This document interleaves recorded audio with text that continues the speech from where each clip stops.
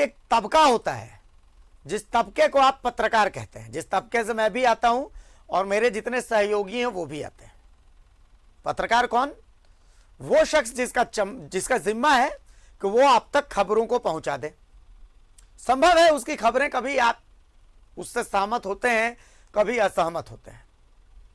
कई बार हमें कहा जाता है कि हम गोदी मीडिया हैं, कई बार हमें कहा जाता है कि हम दलाल मीडिया हैं। जिसको जो पसंद है वो उसी शब्द से हमें नवाज देता है और हमें अब इसकी आदत भी हो चुकी है। लेकिन लोकतंत्र की खूबसूरती यही है कि यहां एक ही छत के नीचे सहमति और असहमति दोनों साथ साथ चलती है। पर झारखंड में इन दिनों पत्रकारों पर एक के बाद एक जानलेवा हमले हो रहे हैं और पत्रकार अपने ऊपर हो रहे इन हमलों के खिलाफ आवाज भी उठा रहे हैं। हमने भी अपना अपने धर्म को निभाते हुए सोचा कि इस आवाज को और बुलंद करें। पत्रकारों पर हो रहे इस हमले की हम भी निंदा करते हैं और हम भी पूछते हैं कि लोकतंत्र का ये चौथा खंभा आखिर किसके भरोसे है। ये रिपोर्ट देखिए। चौथा खंभा किसके भरोसे? पत्रकारों की सुरक्षा कौन करेगा? अभी बैजनाथ पर हमले का आरोपी पकड़ा भी नहीं गया कि राहुल पांडे नामक पत्रकार पर शराब माफियाओं ने जानलेवा हमला करवा दिया। आरोपियों ने पत्रकार का मोबाइल भी लूट लिया। इसे लेकर पत्रकार राहुल पांडे ने मेसरा ओपी में मामला दर्ज करवाया है।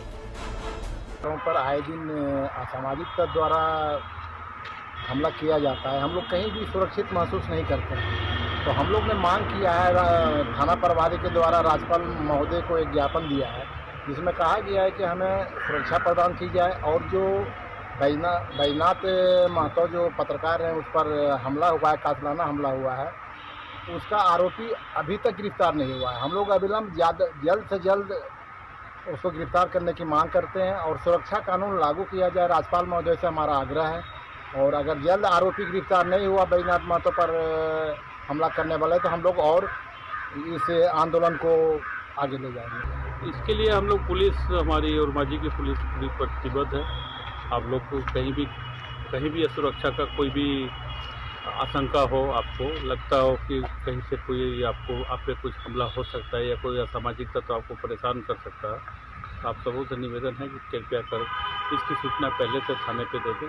क्योंकि आप सुदूर क्षेत्रों में जाते हैं, काफ़ी जगहों पे पत्रकारिता करते हैं, तो अगर आपको कहीं आशंका ऐसा हो तो तुरंत हम अपने पेट्रोलिंग पार्टी और पुलिस बल को, पुलिस ऑफिसर को साथ में लगा देंगे ताकि आप लोग के साथ किसी तरह का कोई घटना न घटे, तो आप लोग सुरक्षित रहें। क्योंकि पत्रकार हमारे समाज के चौथे स्तंभ होते हैं, उनकी सुरक्षा करना पुलिस की प्राथमिकता है। जानलेवा हमला के बाद वीडियो जर्नलिस्ट बैजनाथ महतो जिंदगी और मौत से रिम्स में लड़ रहा है। राहुल पांडे पर भी जानलेवा हमला हुआ। वहीं पत्रकारों की सुरक्षा के मुद्दे के साथ रांची प्रेस क्लब में पत्रकार धरने पर बैठे हैं। बैजनाथ के लिए इंसाफ के साथ साथ धरने का मुद्दा पत्रकारों की सुरक्षा भी है। जो घटना घटी है उसको लेकर के और उस पर जल्द अपराधी की गिरफ्तारी को लेकर के जिला प्रशासन के खिलाफ भी काफ़ी रोष है। तो कुल मिलाकर के ऐसा प्रतीत हो रहा है कि जिला प्रशासन जो है कि पूरी तरह से डिफंड हो गई है। कोई आप देखिए कई तरह की घटनाएं घटी। आज कल रात में फिर से एक पत्रकार पर हमला होता है, पीछे से धक्का मार करके चला जाता है, सारी चीज़ें होती है। उसके बाद पुलिस उसे उठा करके लाती है थाने में। उसके बाद कई तरह का पैरवी आ रहे हैं उसको छुड़ाने के लिए। तो ये स्थिति बन गई है। पत्रकारों को जिस तरह से दरकिनार किए हुए है ये बिल्कुल सही नहीं है। और जमशेदपुर पत्रकारों पर लगातार हो रहे हमले के खिलाफ प्रेस क्लब और जमशेदपुर ने भी आवाज बुलंद की। इसे लेकर यहां पत्रकारों के प्रतिनिधि मंडल ने उपायुक्त को एक ज्ञापन सौंपा। सरकार अब तक लगता है कि निद्रा में सोई हुई है। लगातार पत्रकारों पर हमला हो रहा है। जमशेदपुर प्रेस क्लब बात की निंदा करता है कि राजधानी रांची में भी पत्रकार सुरक्षित नहीं है, तो फिर राज्य में कहाँ सुरक्षित रहेंगे। झारखंड सरकार को ये सोचना चाहिए पत्रकारों की सुरक्षा के लिए क्या किया जाए। ये तो पत्रकार अब सड़क पर उतरेंगे और कठोर आंदोलन करेंगे।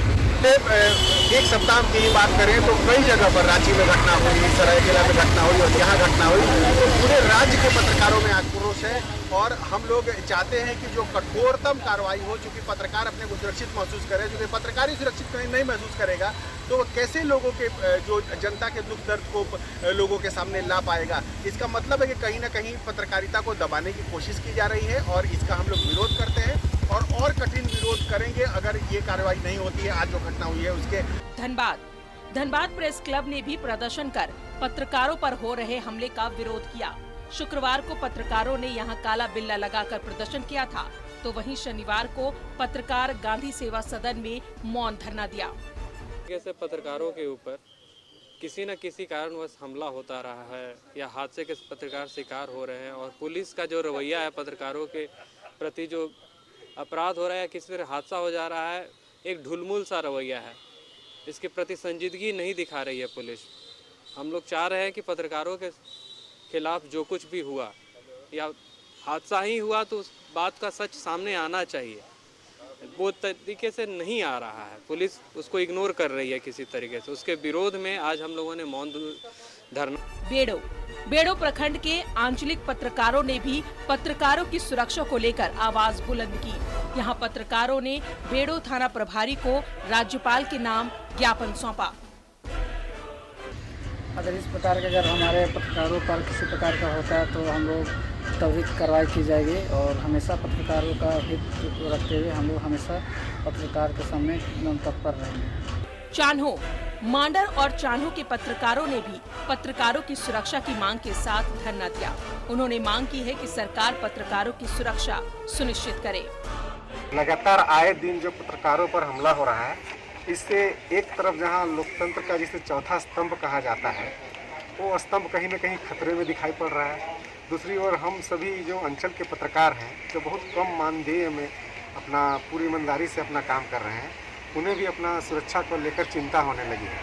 इसलिए प्रेस क्लब के आह्वान पर आज हम लोग रांची जिले के सभी थानों में धरना दे रहे हैं और ये मांग कर रहे हैं कि पत्रकारों की सुरक्षा सुनिश्चित की जाए। जिन्हें लोकतंत्र का चौथा खंबा कहते हैं, जब उन पर हमला शुरू हो जाए तो आवाज उठानी लाजमी है। आवाज उठ रही है, देखते हैं कहां तक पहुंचती है। Bureau report, news 11 Bharat.